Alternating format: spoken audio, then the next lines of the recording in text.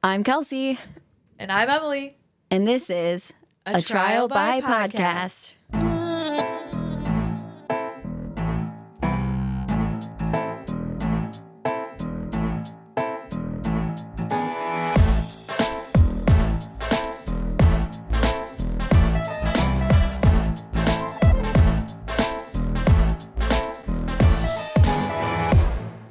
Do-do-do.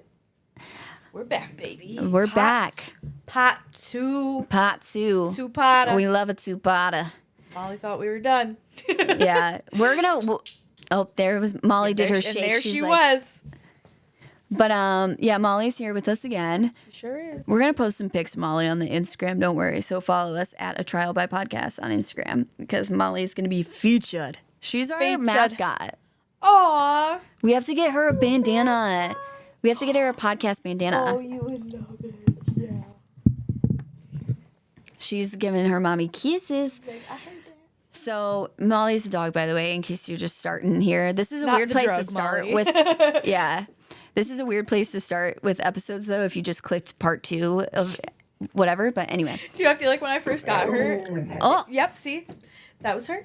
Do you remember when I first got her and I had to literally, like, define that she was a dog and I wasn't bringing a drug to a party? I know. Why did you name her Molly? Honestly, cute. It was my cute. mom's idea, I think. I think I wanted to name her Bailey and my mom's like, no, that's Ew. ugly. But she's pissed. She is like death staring at me right now. What?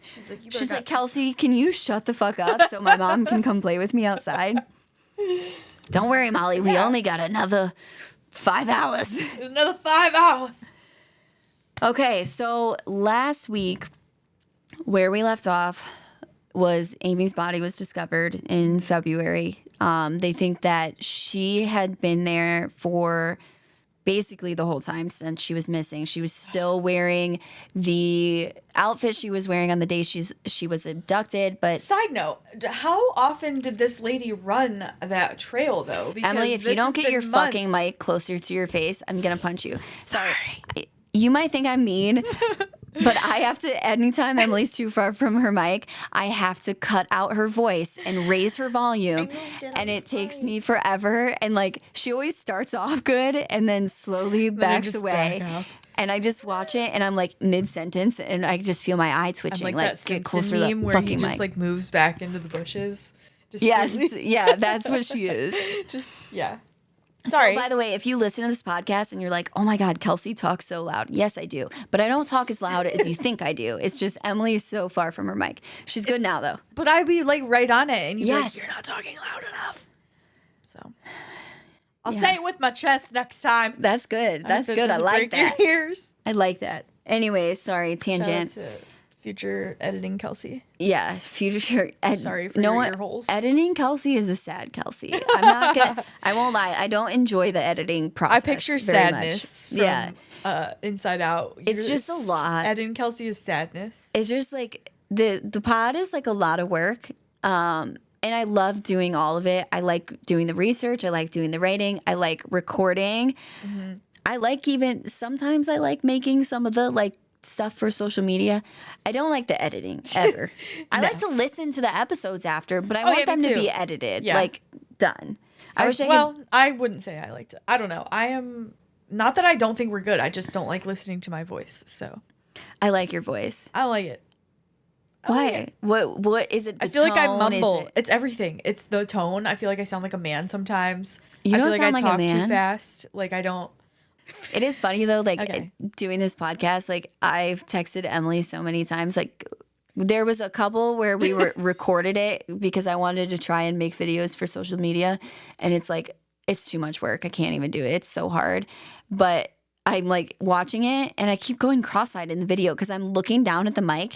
And when I look down at the mic, I go cross-eyed. And I texted Emily the video. I'm like, why have you never told me I'd miss cross-eyed for half the time we're doing the pod? I don't think you look cross-eyed. I think it's like the angle of the video because it's like from above and then I'm looking down at the mic. But I'm like scared that and now while I'm talking, I'm doing it. And I'm like, oh my God, what if I get stuck like that? Anyway, and then what was the other? I don't know. You stuttered. Oh yeah, I stutter so bad while we're doing this. Why did you tell me I developed a stutter? Yeah, Emily doesn't tell me anything. Like because everybody has a little hiccup every once in a while, you know? True. Not everybody talks perfect.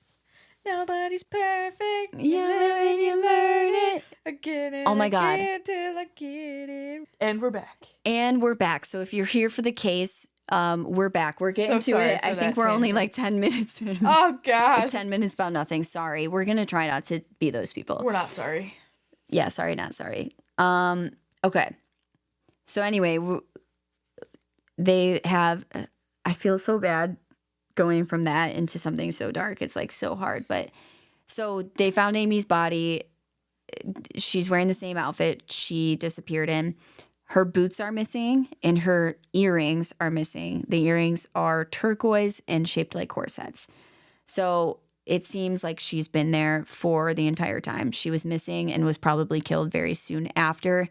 And it does indeed seem that she was sexually sexually assaulted. I'm sorry. So Either are good. now, Bay police officer Mark Spetzel told HBO that he always wondered if there was something he could have said during his talk at Bay Middle School that day that would have stopped Amy from going to meet this man. Because remember, the day she went missing, that afternoon, he was at the school giving a talk on stranger danger. The irony, dude. But I think for Amy, it's like she kind of thought that this guy wasn't a stranger. It was her mom's friend or something. Because he knew she was gonna, if this guy didn't know her mom, how would he know that she got a quote unquote promotion, which was really just going to full time. But anyway, that just makes me sad. And he kind of talks about like how this case has been like, the biggest thing of his career that I think will always haunt him for the rest of his life. And he has never really stopped like hunting for her killer. And like I mentioned last week, he is actually the chief of police now in Bay Village. But yeah, it's something that he's never really like given up on. So 2 weeks after Amy's body was found, it's believed that Billy, so this is the man that investigators had questioned because he kept like inserting himself into the investigation, and he was like, this was the guy that sent the letter with the pins that were like stolen from his store. Yeah, and he was like volunteering at the Amy Center.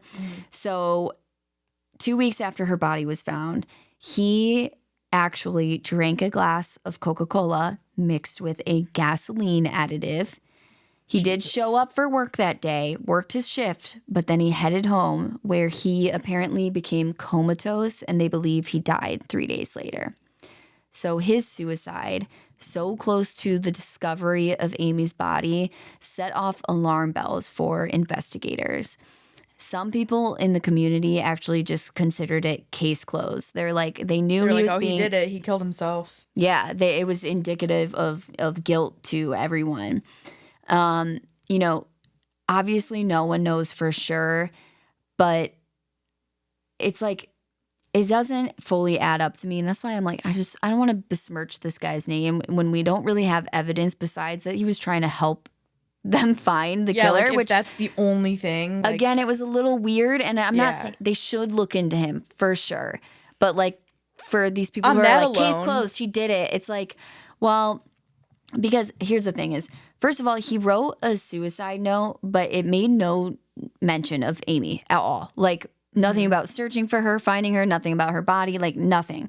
And while some people think that the suicide is like a sign of guilt, Billy had a lot of other things going on in his life that he was struggling with. So he was fired from his job after it was discovered he stole that stuff to donate. Yeah. So he was fired from his job. This caused like a lot of financial issues for him, and he struggled to find a new job, which he eventually did. But it was a bad time for him. On top of this, his girlfriend had recently broken up with him.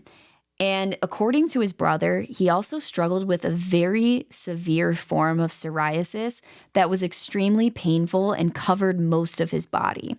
His skin was red and raw and would crack when he bent his joints. He had to cover his limbs in ointment just to go to sleep, and he would wrap himself in gauze before going to bed to make sure that he didn't get like the ointment and like the fluids all over his sheets. Yeah. Ooh. And I followed this guy on Instagram. Basically, it's this guy who he had really bad, I believe it was psoriasis or eczema, and he was on topical steroids for years, and they just kept telling him to put more and more on. Well, topical steroids are so strong, it affects the way your skin like regenerates. And so people go through this thing called topical steroid withdrawal. Mm-hmm. And I mean, he is completely covered. Like his skin is like flakes. And I'm not. I think I saw him on TikTok. It was like probably he's like shedding like all of his skin. Yes, off. and it looks so painful. Like his skin is so red and raw. And I can't remember where he's from, but he actually like he was in Bali for a while and then Thailand because he has to have like really humid air so his skin because it'll literally like crack and bleed. Yeah, and he can't work. Luckily, he has this like amazing, beautiful girlfriend to like take care of him, and they're so sweet. And he's young, he's handsome, and whatever. And it's just so sad. Yeah, and whatever. So it's like watching that guy's videos, which you should follow him. I'm gonna find his tag and I'll put it in the episode description, his Instagram handle, because it's one of those things. It's just very interesting, and it gives you a really good perspective on just to be grateful for and like how delicate your health is, and also just to like do your own research on your health issues and stuff, and like the possibilities of medications they give you and stuff. But watching his journey is like, I mean, he's a really strong person. He's been dealing with this for years and years, and like I said, he can't work and whatever, and he's always can you imagine in pain, just being in pain all day long, all the time. You can't sleep and whatever. So it's like, I think that takes a toll on someone. And so for them to be like, oh, Billy must have done it because he killed himself after, it's like, it sounds like he had a lot of other hard things going on in his life. And this guy had a hard life. And if he does turn out, they find something and he's the killer, it's like, I don't regret saying this, because right now with the information we have nothing to like besmirch this man's name. Yeah. And like, plus, on top of all this, like he was also being questioned as a suspect in the murder of a little girl. So when he's already in pain, that's all not the just time, like a small he gets crime. dumped by his girlfriend. He gets fired from his job, and the media's talking about him as maybe being the fucking murderer of this little girl. Mm-hmm. And then they find her body. Like, I don't think that necessarily means he did it. Like, that's horrible. Now, one FBI profiler later wrote a book which pointed to Billy as the killer, like directly. He's like, I pretty much think it was this guy. That's not a direct quote, okay? Don't sue me. Now, despite the fact, like, so this guy writes this book. It's not all about this case. It's about a bunch of different cases. Mm-hmm. But he includes this case in it. He thinks Billy's the killer. But he really wasn't involved in this case. He did participate in like one of the interrogations with Billy on one occasion, but it was just because he was in town visiting the area briefly.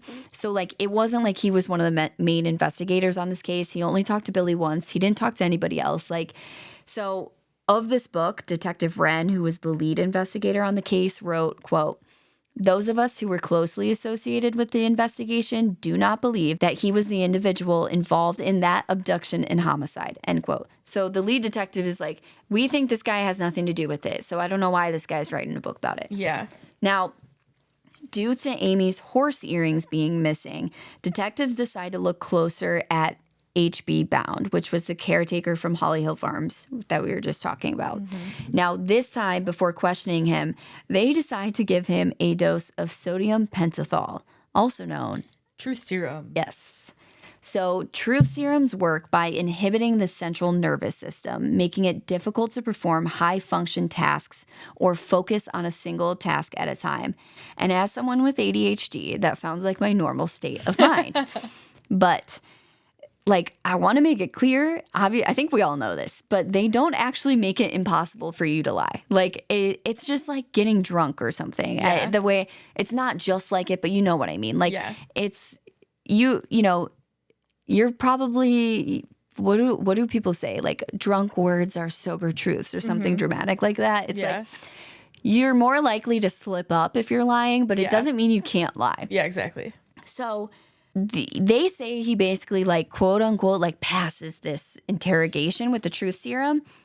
And at this point, they're like, yeah, well, he probably had nothing to do with it. Yeah. That was enough for them because he took truth serum and whatever. Test. And now this is despite the fact that he had previously taken 2 lie detector tests and failed them both.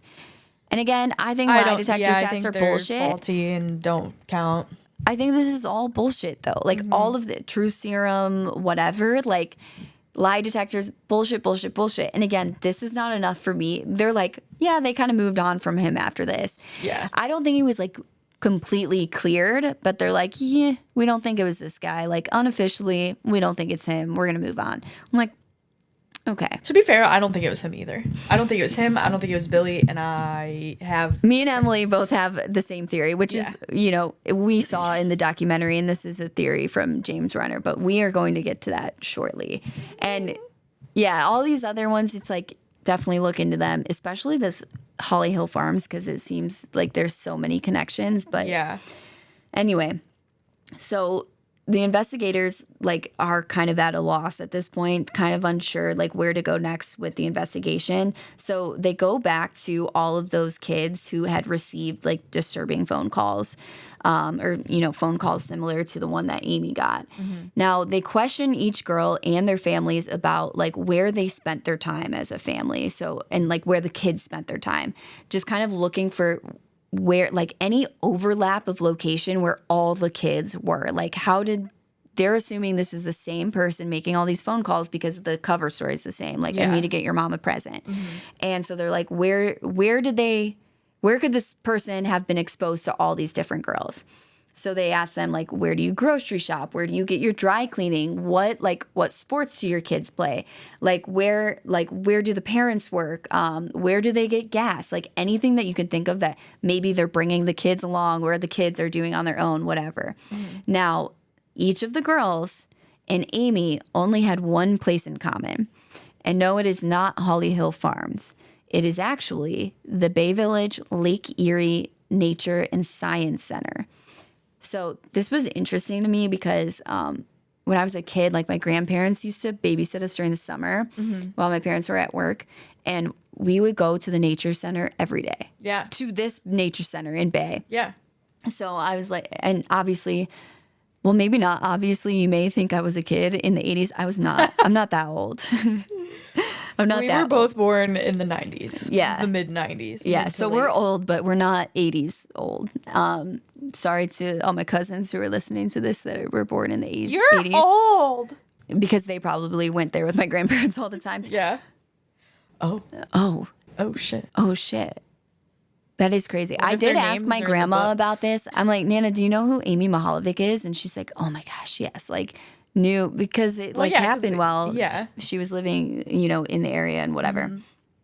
Anyway, so police immediately conducted interviews with all of the employees at the nature center and also people who volunteered there because it's, I think, probably very few employees and mainly volunteers.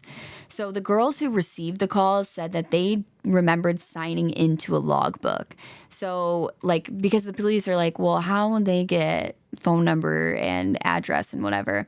And the girls explained that the logbook asked for not only your name, but your phone number and your address. Which is wild to me. Like, oh my God, don't put your fucking address or your phone number in those books. That you're just signing a piece of paper. I don't know, but it's like, I don't know. It's hard. It's like, if you go to like an appointment somewhere, you give them your phone number and address. Like, you get but you're not signing it on a public book. Like, you know? Yeah, that's true. But I wonder, yeah, that's true. That's true. But anyway, so the investigators are like asking the employees, but at this point, they have no idea where this logbook is or like where it would be, and it's never found.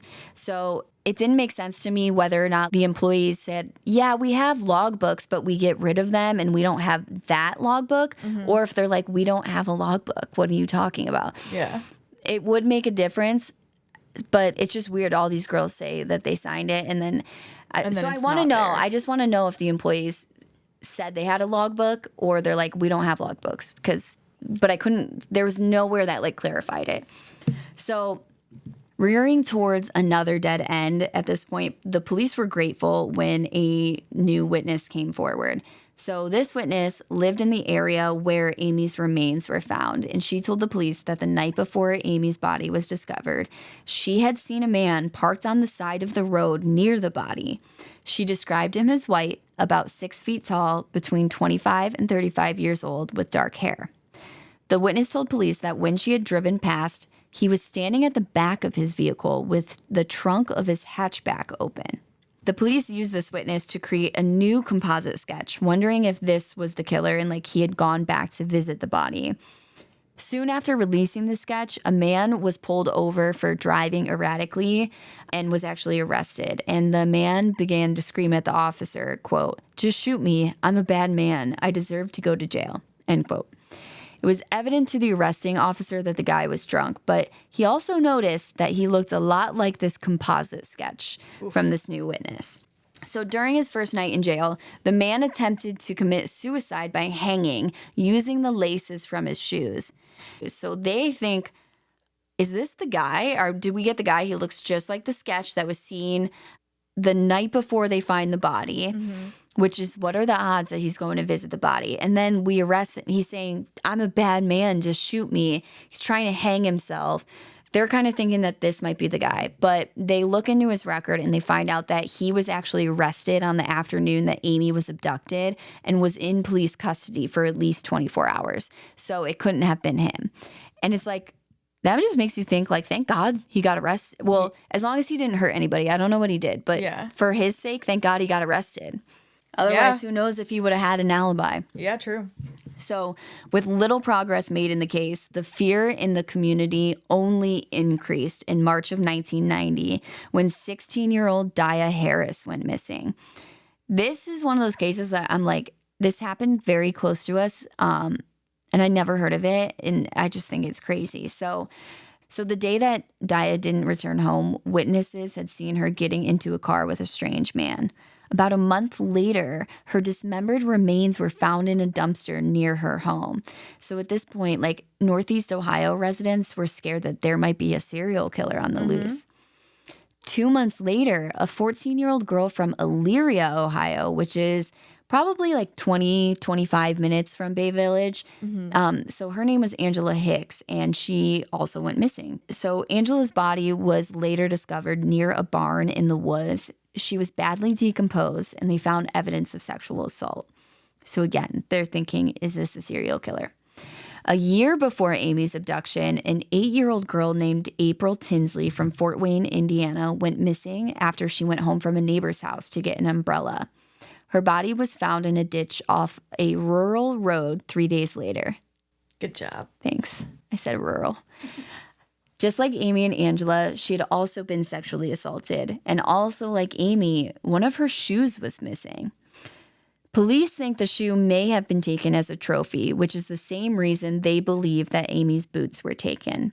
But obviously the difference is only one of April Tinsley's boots were taken, or shoes were taken. Both of Amy's boots were taken. So they began to wonder if the two murders, which happened only 3 hours away from each other, were connected.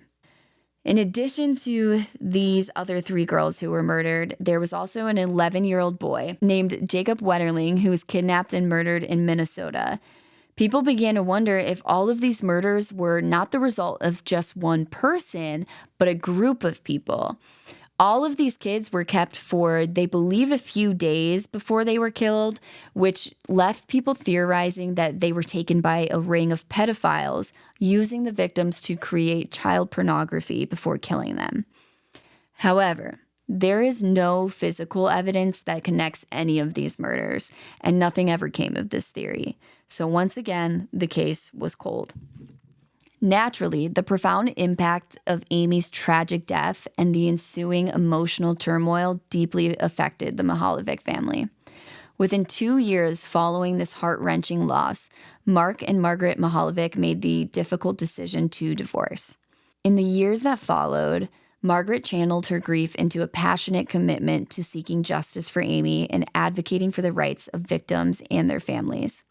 Tragically, Margaret's own journey ended in 2001 after her health had deteriorated, reportedly due to complications related to alcoholism, a testament to the enduring pain of her daughter's untimely passing.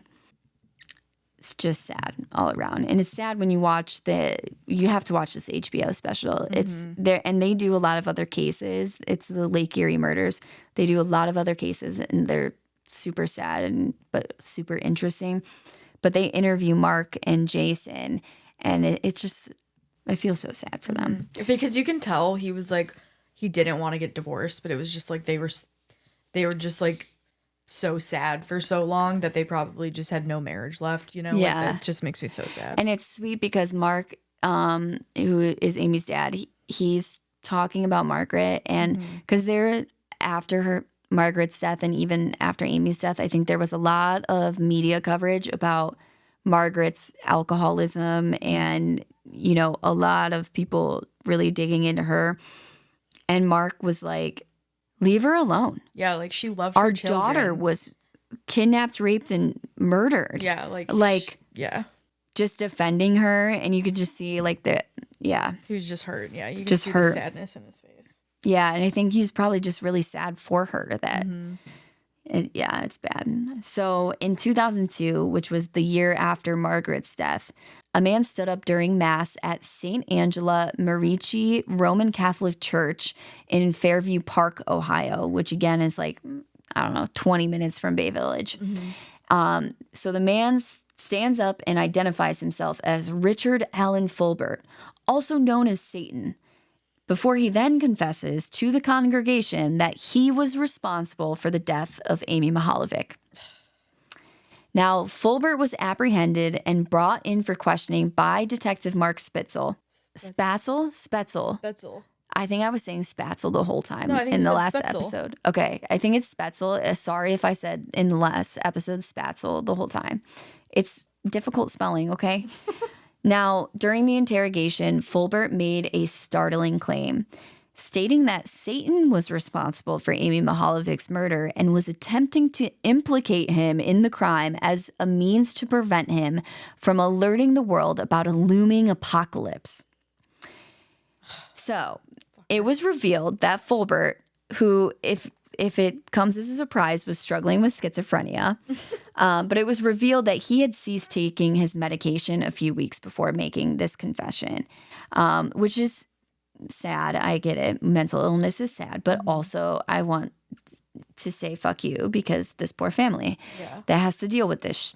Now, this development emerged as yet another perplexing twist in the ongoing quest for justice in Amy's case. But it was also a source of continued anguish for the family. You know, they're like, maybe this guy did it. Maybe he had a come to Jesus moment and wanted to confess and whatever. But of course, there was nothing to tie this guy to the case. And, you know, I don't think Satan made him do it. So, but I mean, who knows? Satan might have made him do it. Maybe. Satan made somebody do, well, not made somebody, but you know what I mean. Whoever did this might be Satan. Exactly. Now, in their tireless pursuit of the truth, the Mihaljevic family is not alone. They are steadfastly supported by a dedicated trio. So we've got Detective Mark Spetzel, FBI agent Dick Wren. He was the one that was leading the case, and he has he lived in Bay. Oh, he was the one He with had the a daughter the same age as Amy. And our boy, investigative journalist James Renner, who wrote the book on Amy's case, which is titled Amy, My Search for Her Killer. Now, this book is really interesting because he talks a lot about, so he was, I think, a couple years younger than Amy, and he grew up, I don't know if he grew up in Bay, but he grew up in the area. So he remembered being a kid and seeing her photo on TV and seeing that she was missing. And he was a little boy, and he just remembered he had a crush on the girl in the picture because he didn't know her personally, but he was like, oh my God, she's so pretty, whatever. And this picture of her that they would show is so cute. Like, she has this little side ponytail. It's very 80s, and she's just such a cute little girl. And so he kind of talks about in his book how it was just one of those things that he just always had a crush on her. And then when he heard that she had been murdered, and he's a kid, he's like, mind blown. You know, how could this happen? Don't adults protect us, blah blah blah. And it just always affected him. So when he became a journalist, this was one of the things that he started to look into, and he kind of develops this wild theory. Not wild, I think it's a good theory, and kind of runs with it. And so he never really set out to write a book about the case, but it's really interesting. I definitely recommend. You can listen to it for free on Spotify. So anyway, so each of these men, Spetzel, Wren, and Renner, in their own way, they remain unrelentingly committed to unraveling the mystery of Amy's death and bringing closure to a case and justice to the perpetrator. Now, while the detectives' theories still remain a little bit more mysterious to us, we know that Renner's focus has actually been on not Billy, not Bound, but a former teacher since 2008. So this is when he received a tip from one of the teacher's former students. So I'm just going to keep calling this guy the teacher because he's never been officially connected to the case by police themselves. And I'm so afraid of getting sued, even though I have no assets for you to take. But we're going to call him the teacher. Now, according to the tipster, so this is like the former student whose name was Tony Perchinsky, this teacher had volunteered at the Bay Village Nature Center often. Not only did he volunteer there, but he would give extra credit to any students who visited the center because he was a middle school science teacher and he was kind of like the eccentric teacher. And he had began collecting animals for what was basically his own nature center in his classroom.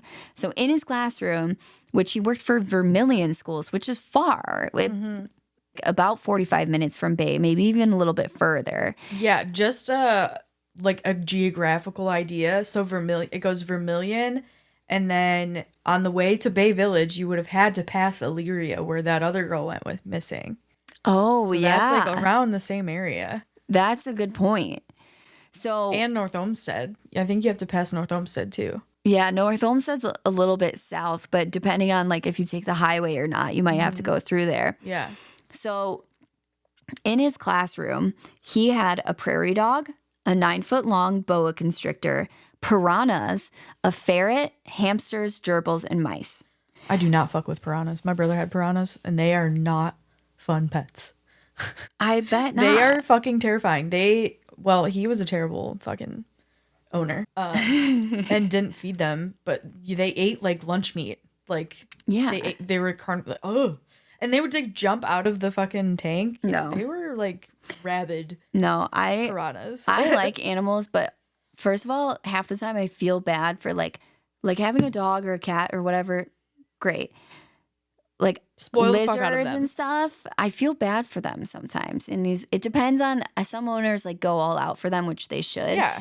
But yeah, sorry, we're gonna tangent. Skip a minute if you don't Another want to hear one. it.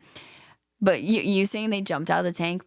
So my boyfriend from high school used to Emily knows this story. I remember this. He had this big snake, and the snake's name was Stanley. It was a nice snake, okay? I liked the snake. And actually my prom pictures, like I would hold the snake. The snake didn't freak me out. Now I'm like scared of everything as I get older, so I don't know if I would hold it. But my prom pictures are like me holding this snake. And so I remember one night I'm sleeping over his house and he had the snake tank right next to his bed. And I wake up because I hear a noise and I look over and the snake is halfway out of the fucking tank because it was just like a fish tank. Like it had like the net top on it and it's halfway and they had stuff on top of it, but it's halfway out just staring at me. And I'm like, oh, fuck no. So I wake him up. I'm like, get up, whatever. And when that snake said, "You're in my house, bitch." Reminder. Like I felt like it was like staring at me. Like, and again, the snake was like nice and everything, but I was just like, no, not while I'm sleeping. Yeah, I don't like it come out of your staring at me while I'm just wake up from. I'm dead like, sleep. I don't want to wake up wrapped in the snake. And even if the snake's nice, I don't know if it's gonna be nice if you roll over on top of the snake. So I freak out and I'm like start yelling and then that scares the snake. So he goes back into the tank. And so then when my ex-boyfriend wakes up, I'm like, the snake was out. He's like, he's in there. You're dreaming. And I'm like, I'm not dreaming. The fucking snake was out of the tank. He's like, there's stuff on top weighing it down. I'm like, I understand that, but your snake is strong. Okay. He's like, he does not believe a big me. guy. He doesn't believe me. He thinks the snake was like, he thinks I'm like imagining He's this. like, nah. Okay? I did not want to sleep there ever again. Literally like 2 weeks later, snake goes missing. He wakes up and the snake is gone. I've never had it. Like, I think fucking told you. This is one of my top 5 I told you so's that I've ever had in my life. I was like, yeah, bitch. I fucking told you so. I told you so. The snake is missing. I don't remember for months. It's gone for months. I think, I'm like, the snake's dead. It's winter. It's winter. I'm like, the snake is dead. They find the snake in his dad's closet like 3 months later. Just hanging. I'm like, what did he eat? Because this thing eats animal. Like, they would feed him mice. Like, they were dead. Like, they were frozen dead mice. But, like, I'm like, what is going on here? But anyway. Never fucking sleep there again.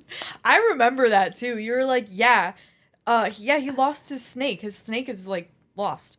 I'm like, how the fuck do you lose a snake? And it was a big snake. Yeah, that thing was huge. I've seen it. Wasn't like a little 1 foot snake. Like, I don't know how big it was. Thick. It was like a 4 foot snake or something. Like, yeah, it was probably 4 or 5 feet. It was big. Like, anyway, I wonder whatever happened to that snake. Whatever happened to Stanley? I don't know. What's his name? Stanley? I think it was Stanley. I think it was Stanley. But yeah, so anyway, I fucking told him so. And snakes out the cage. Yeah, so don't get snakes or piranhas unless you better be weighing the top of that tank down. Lock that shit. So anyway. Back to the regular schedule program. Okay, and we're back. Sorry. I'm so sorry. I can't stop. Now, so he's got a billion animals. It's a zoo in this fucking classroom. And so he would enlist students to help him, like, to take care of the animals after school and on the weekends, because obviously he has to, like, feed them and stuff on the weekends still. So in 1987, this teacher abruptly handed in his resignation, telling Vermilion school officials that he was having health issues. But he told multiple different stories about what these health issues were. And, like, some of them were believable, but, like, one of these stories was that he cut his hand on coral and contracted a blood disease. So, like, I don't know. They just seemed to, and then, like, other ones were like, I'm just having, I've just been, like, sick or what, I don't know. Just weird. And they're lies is what I'm getting at. I am going as far to say that they're lies. Give him the fucking truth serum. Yeah, give him the truth serum. That probably doesn't work. Okay. Now, after resigning from this teaching job, he moved back in with his parents and got a job at a pet store. So the store was breeding mice at the time, but they accidentally overbred them and had way too many. So the former teacher started giving them away to the local nature centers because they have animals that they need to feed the mice to. Sorry, I know some people don't want to hear it. So that's kind of how he got started, how he stayed involved with the nature center even when he wasn't working at the schools. Mm-hmm. But in 1989, he became a teacher once again when he was hired at Nord Junior High in Amherst, which is only about 25 minutes from Bay Village. Now, again, he created his own little zoo at the school. And again, he abruptly quit this job in 2003, giving no reason for his resignation. 'Cause he's abducting children. Yeah, so just a little odd. And, like, this guy is just a little bit of an odd guy. Yeah. So while to be a teacher, yeah, weird. He did make an impression on his students with his sometimes odd behavior. So he would reportedly film his students in class and then cut the film together at home. Like, legit, literal film. Like, It's not like he's on a computer doing this. This is very time-consuming shit. He would also photograph them and develop the film for the photographs himself. And he would also sometimes sleep in a cot that he kept in the side room to his classroom. So, like, this guy is he's giving me the creepiest vibes. Yeah. Like, that's weird as fuck. He had even written his own textbook and passed out copies to his students when he didn't like the one provided by the school. Which that one is like, I mean... He was crafty. Yeah. But, like, the other stuff, weird. Like, you don't sleep in your classroom, please. Yeah. I mean... Nope. But this was also the 80s. Like, I feel like people kind of did some weird shit back then. Like, that wouldn't be... And there's a reason we stopped doing it. That's true. There's a reason. I get what you're saying. I do. I really do. You know what I'm saying? Like, I feel like back then they would have been like, oh, he's just sleeping in his classroom. Okay, that's not that weird. You know? I don't like it. I don't like it. Or like now I feel like adults taking photos and videos of children nowadays is like way more. I don't like that's it. fucked up than it was back then. Like I feel like nobody really said anything about it back then. I don't know. I don't like it. I don't like any of this. I wasn't alive in the fucking 80s. Yeah, I don't know either. Well, it's like you could see how if the kids were involved in these projects of like developing the film and like whatever. Yeah. Okay. Yeah, I guess. But it doesn't sound like they were. It sounds like he was doing it. He was just taking pictures of them and developing it. That's what he was doing in his free time. Like that seems. What was he doing with again, the pictures? this is all in like. This is all in this context. This is weird, is what I'm saying. Yeah. You know what I mean? If there's just a teacher who's like a good teacher who like is who's like, oh, let me take this picture of you and here's this on your birthday or something. But I think he sounds like he was keeping the pictures for himself. Like I don't like it. I don't like it either. Not my kids. Don't take pictures. Anyway, so Renner was hoping that like the memories from former students of the teacher would kind of. He wanted to know more. He's like, okay, this is a little odd, whatever. But again, it's like, it's not super compelling. But he just thought, like, this is so weird that this teacher was always at the nature center, whatever. So he decides to email over 500 of the teacher's former students to see if they remembered anything about him that could be helpful to the case.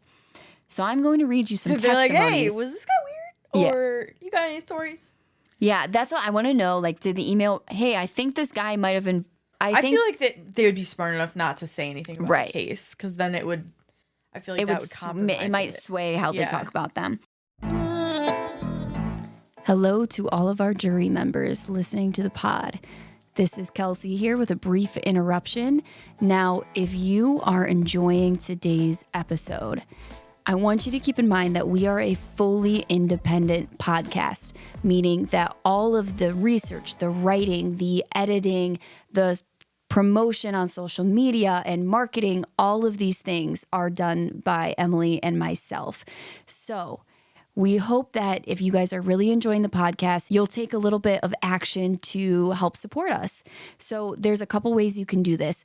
The most important thing that you can do for us is to make sure that wherever you are listening to this podcast, make sure you are following us / subscribe to us, whatever they call it. Make sure you are following us. Another way that you can help support us is to rate and review the podcast. So on Spotify, you can give us a 5-star rating. You can't write a review, but you can write a review on Apple Podcasts. So that is super helpful, just so everyone else knows that you're enjoying it. Now, the third thing that is super, super helpful, tell your friends about us.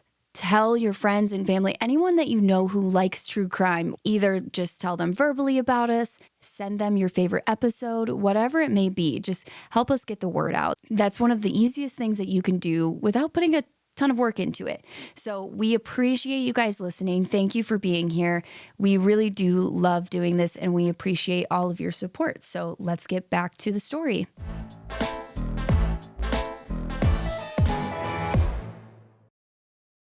So Kim Rayburn told Renner, quote, he would stare at me in class. It was...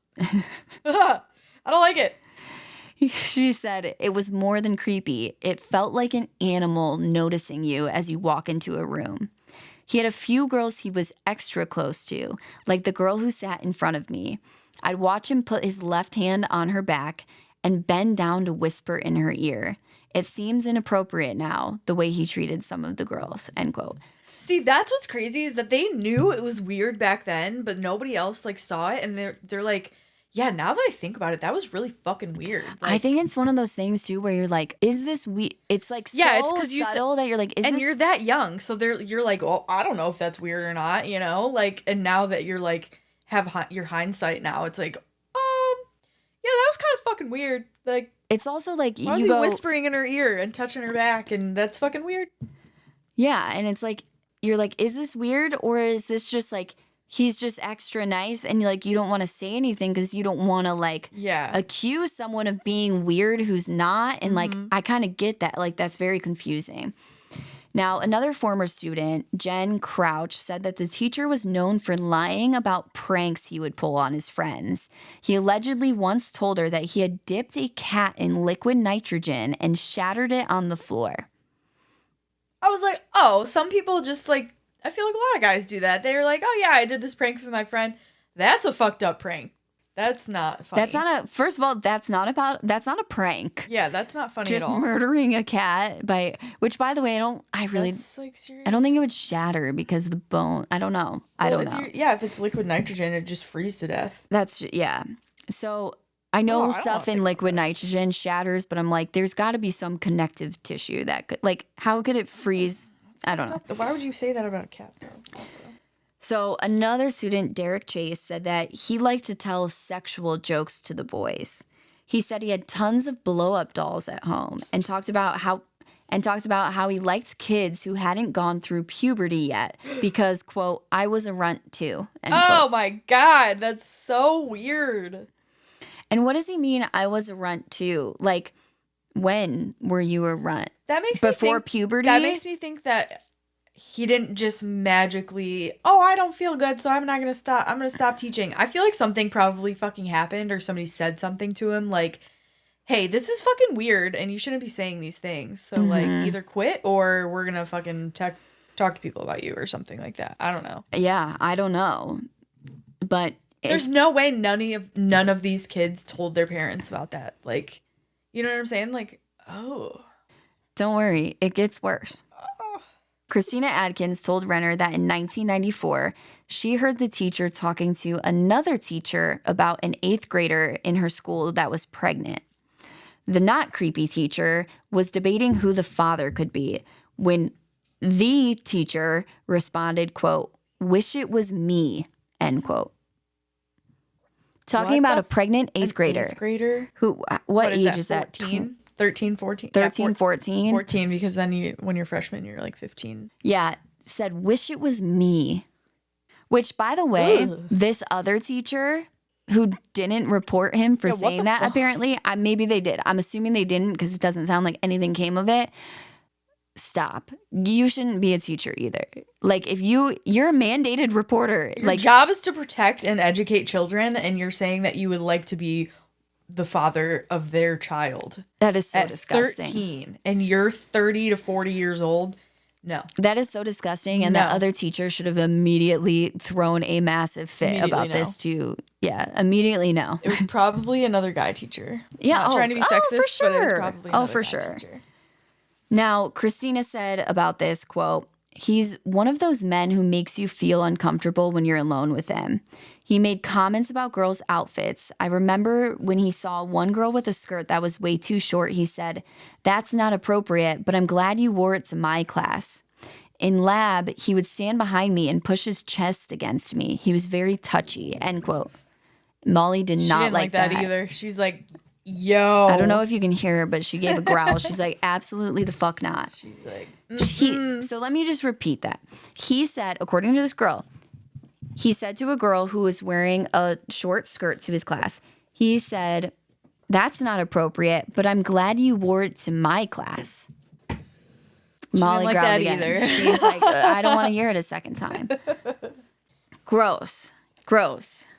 That's another one. It's like, well, the students, like... It seemed like there was a lot of red flags ignored with this guy. Lots of red flags. Now, several students also reported that the teacher had invited them back to his apartment, but most declined. The only student named that they were sure had once gone was a boy named Dan, who was from Vermilion Schools. Dan told Renner that his relationship with the teacher was never physical, but that they did write letters back and forth, which eventually became sexual in nature. What the fuck? But Renner isn't just going off the word of these former students and the teacher's like creepy behavior towards them. There's a lot more to point to the teacher. So, first of all, on top of all of this fact that this guy's a fucking creep towards these middle school students. Oh, he's borderline pedophile for sure. I mean, he's writing letters back and forth with this... A 10-year-old. Wasn't he 10? No. Dan wasn't 10. That was like one of his former students. Amy was never one of this guy's students. Like, he taught older kids, I think like late middle school. So they were early teens, probably like 13, 14. Okay. But still, like, why are you writing sexual letters to your which, by the way, I believe that was like a couple years after the kid was his student. So he was like an older teenager, but still, what the fuck? Like, you should lose your job for that. Yep. Now, so first of all, at the time of the murder, he was living with his parents, like in a house in New London, which is only 2 miles from where Amy's body was found. 2 fucking miles. When she was murdered. 2 miles. He lived 2 miles from where her body was found. And there was also a witness saying that they saw a white man visit the crime scene the day before the body was found. Well, that's easy to do if you live 2 miles from where her body is. Yeah, and also, like, didn't they, what about the car? Because didn't they say they saw his car, too, when his back thing was open? I can't hear what you're saying right now because you're distance from your microphone. Didn't they... Didn't they fucking say that they saw him behind his car? Yeah, with the trunk open. Yeah, but they didn't say what kind of car it was. I don't think they could see. They said it was a hatchback, but they didn't say like a make or a model. But I'd be interested in 2 miles. I mean, car. Again, it's like a lot of people live 2 miles from where the body was found. So yeah, but that's whatever. pretty fucking close. But that's not all.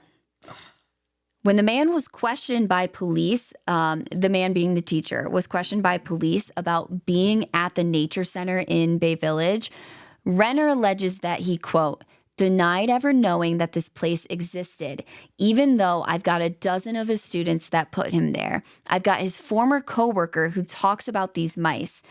He swears he was never there, end quote. So basically, like, the police are like, you volunteered at this nature center, you used to go there all the time. And he's like, no, I have no idea what you're talking about. Even though all of these former students are like, yeah, we've seen him there. Like, we've gone there with him. And yeah, also, like, they wouldn't just make this shit up. When he worked at the pet store and they overbred the mice, he was giving them to the nature centers. And his former coworker from the pet store was saying that they would go give him to the nature center. He's been there, but he's swearing to police, I've never been there, never been there.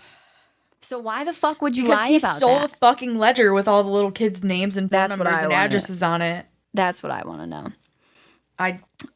He's... In case you didn't know, this is the guy that I think fucking... allegedly did it.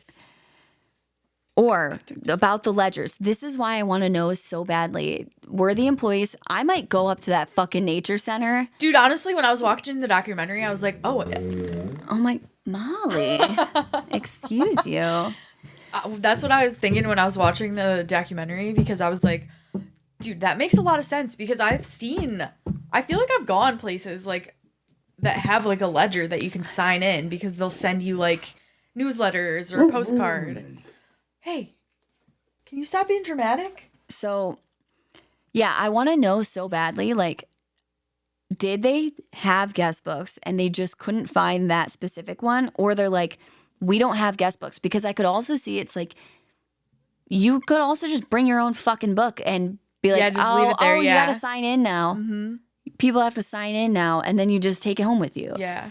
I don't know. Maybe there's a bunch of people, but I have a feeling, like, I remember there weren't that many people working there. Like, I don't know. So it's just weird. Why is he denying this? Now, remember, like, all of the girls who got the phone calls went to this nature center, and this is the place he's saying he never was. And we know he was. Yeah, they all said they signed a ledger too, didn't they? Yes. They that's how the police even heard about this ledger. So, third, in my opinion, he looks exactly like the composite sketches. Oh, shit. From the two witnesses who saw Amy talking to the man in Bay Square, like the two kids. And I have a photo, so sorry you're going to hear my laptop noise while I show Emily. Oh, dude. Oh, my God. Give us a description. Literally identical. So there's two sketches, one with glasses and one without them. And they look the same, but one just looks like he doesn't have glasses on. The picture is him with glasses, and he looks so fucking identical. Same hair, same, like... He kind of has like a indent in his chin, and that's in both sketches and the picture. Oh, I didn't even notice that. Now I gotta look the at chin it. is like the most telling thing. The only thing that's and different like the is that hair he's is smiling. the same. Yeah, the hair. The glasses are like more square than round, but like if I was just like Yeah, he had glasses on. I feel like the glasses, just seeing them, I'd be like, I don't. Maybe if they had like a big thick rim. I can't stop looking at it. Like, it looks very, very Isn't similar. that wild? Yeah, it's kind of creepy. It looks just like him.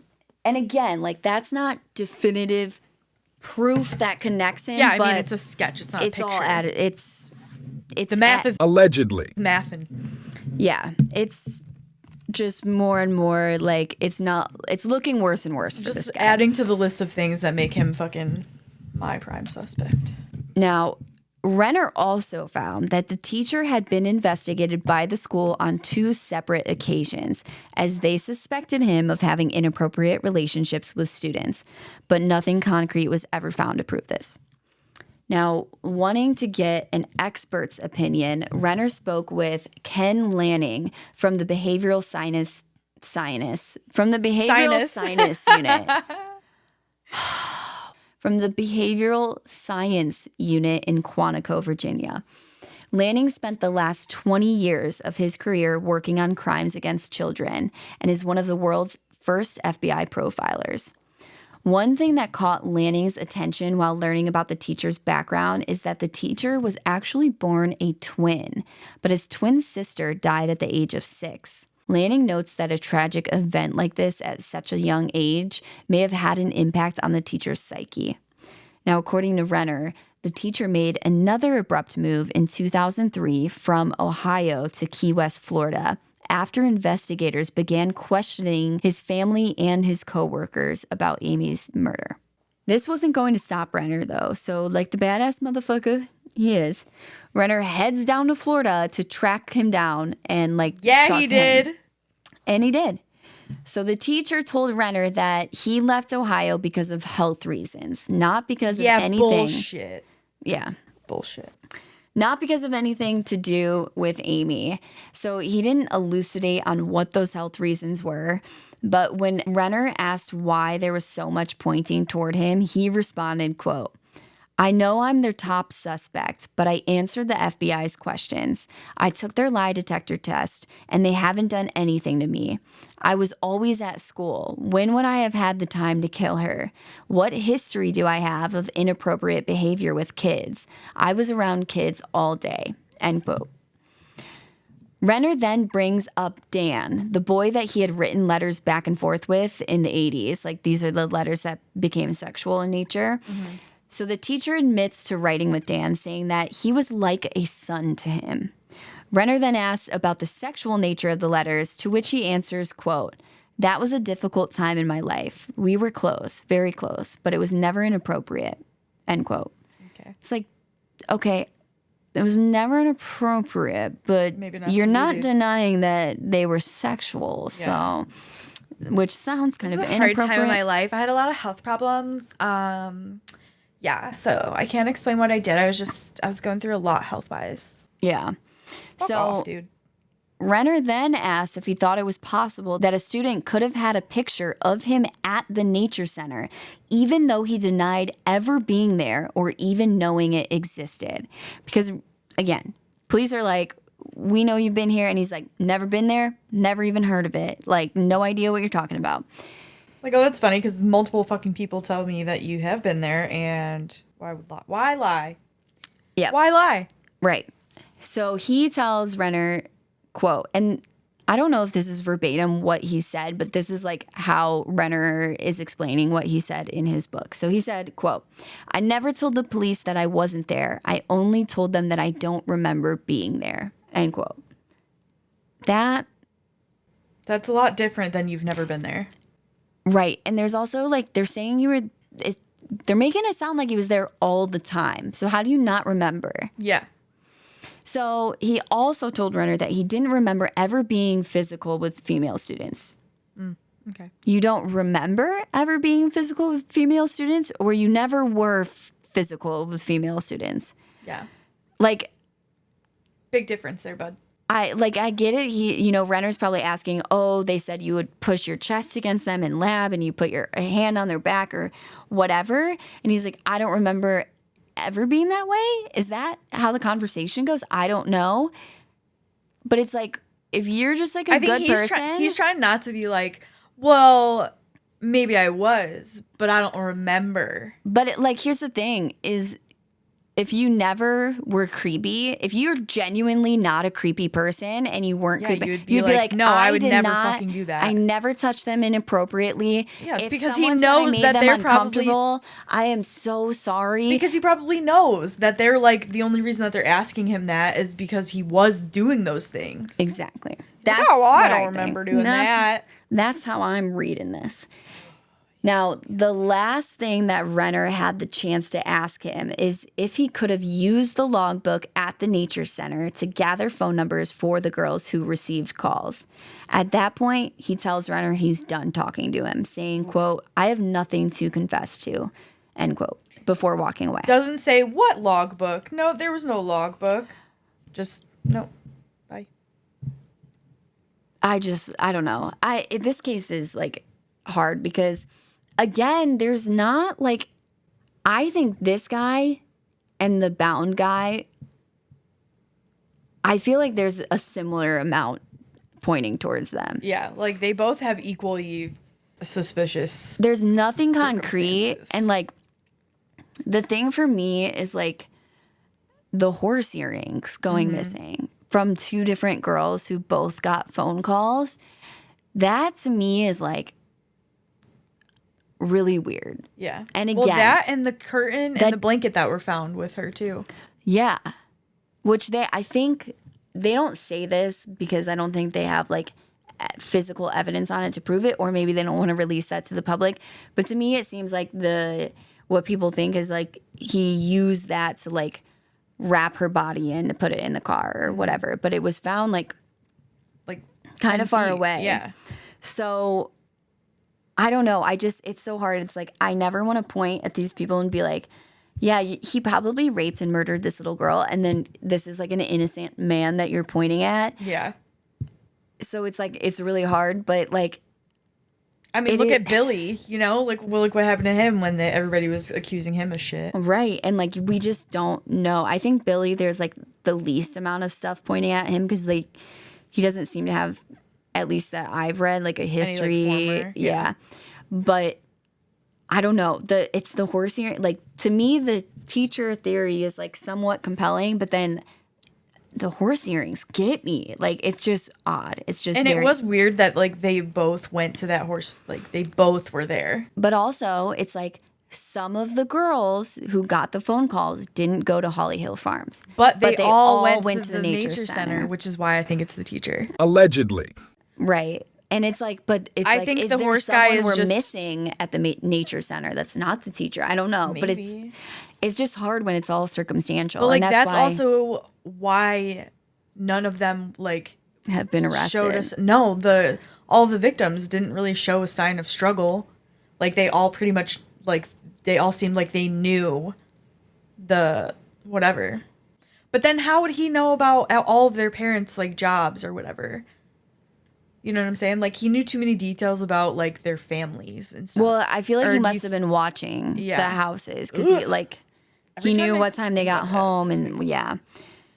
I don't anyway, now 25 years after Amy's murder, FBI agent Phil Torsney was hired to look into the case once again. So he begins his pursuit by examining the 25-year-old evidence with the latest technology in forensic science. So if you remember, we were just saying, about 1,000 feet from Amy's body, investigators found a curtain and a blanket. But they were never sure if these items were actually connected to Amy's murder or not, because they were far enough away that it's maybe someone just tossed this out a window. Mm-hmm. So Torsney had fibers from the curtain re-examined, and they found that some of them were actually hairs from a dog. So luckily, the original investigators had collected a hair sample from the Mihaljevic's family dog decades earlier. And when that sample was compared to the hairs found on the curtain, they found enough of a match to conclude that they were most likely from the same dog. So it might have just been transfer from Amy's clothing, the dog hairs on her, but that shows them that this stuff was used to move Amy's body. Yeah.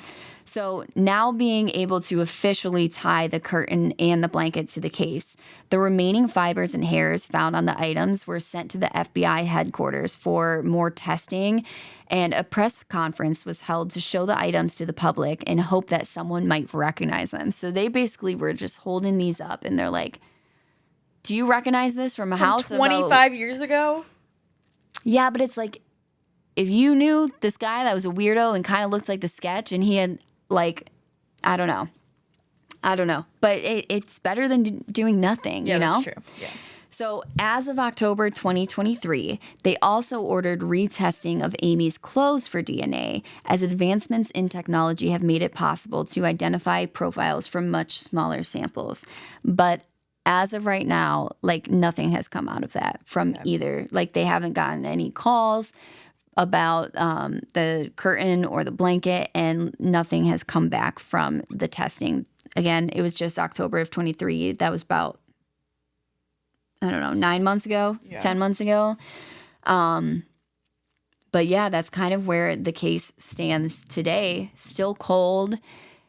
And it's just like, this one, but a lot of these cold cases, it's like you have no suspects, or like there's a couple people, but it's such a stretch that you're like, I don't know, because people are just like scrounging for anything they can tie to the case. But this one, I kind of felt like there were two really compelling suspects that there's just like not quite enough. And the fact that there's two of them makes it even less compelling for each one. You get what I'm saying? Mm-hmm. But I don't know. It's just, I can't figure it out. I think there's a possibility it might have been someone that we didn't even talk about in this, that we don't even know about. Yeah. It sounds like the teacher is the top suspect for not only James Renner, but for like the investigators as well, because he told James Renner, I know I'm the police's top suspect. I think Bound is interesting because these fucking horse earrings I cannot forget about, but it's also like, it could just be that the guy was taking their earrings, you know? Yeah. I don't know. And it's like weird. Yeah. But that is the story of the kidnapping and murder of Amy Mihaljevic. And yeah, I want to hear what everyone else thinks, like especially anyone who's like local to the area. I want to know what you think. Like, do you think, I don't know, do you think any of these are like compelling suspects, or do you think there's not enough? Like, I don't know. Tell us. Or maybe you knew the fucking weird teacher. Yeah. So yeah. Or like, if you're listening to this, because I know a lot of people like the generation above us who lived in Bay Village. Mm-hmm. So maybe you know something. Maybe you know some weirdo that you're like, this is weird. So maybe go look at the sketch, because maybe you were a kid and you never thought about it and you never looked at a sketch or whatever. And maybe you're like, I know this guy. Mm-hmm. And maybe makes me sad for like, not even just her family. It's like all the families out there that just never get closure. Like, these dumbass motherfucking killers go to their grave with what they did and just wreaks havoc on not even just their lives. It's like their kids' lives and their grandkids' lives. Like, they, you know. It's so, yeah, it's so like widespread, I feel like, because it affects everyone in the family. It affects their next generation and their family, but it also affects like the people who live next door. Yeah. The other kids who went to that school, like people are, I mean, your grandparents even remembered it, you know? Like, yeah. And it's like they had kids at this time. Like, it's crazy. And it's just, I just can't even imagine. Because like I said, like Bay is not a dangerous area in any, like. I mean, it's what the population during the 80s was 14,000 people. Like 17,000. That was the well, yeah. It was like the late 80s. So yeah, it was what, 17,000 people. That's not a lot of people.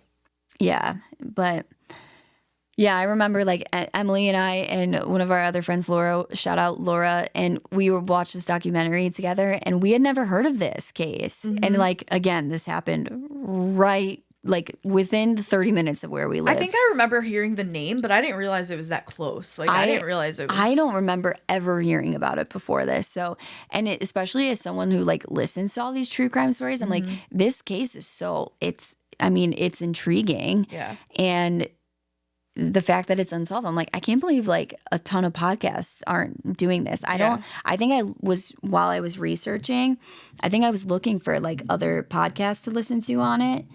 And I don't think there was one, I did find one podcast that I used as a source. It was called Amy Should Be 40.